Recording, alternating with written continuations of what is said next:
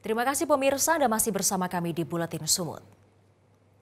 Sepekan setelah diserang ransomware, Kementerian Komunikasi dan Informatika belum mampu menyelesaikan gangguan pusat data nasional.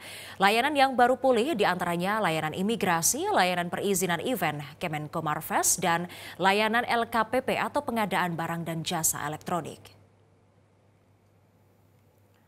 Rilis resmi Kementerian Komunikasi dan Informatika menyebutkan serangan ransomware di pusat data nasional sementara yang berdampak pada layanan publik masih coba dipulihkan.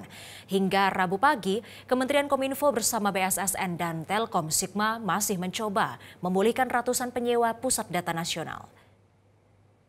Sejak peretasan berlangsung 20 Juni lalu hingga saat ini, baru ada 5 layanan publik yang bisa dipulihkan bertahap, yaitu layanan imigrasi, layanan perizinan event Kemenkomarves, dan layanan LKPP atau pengadaan barang dan jasa elektronik. Layanan yang pulih ini karena telah memiliki penyimpan data cadangan.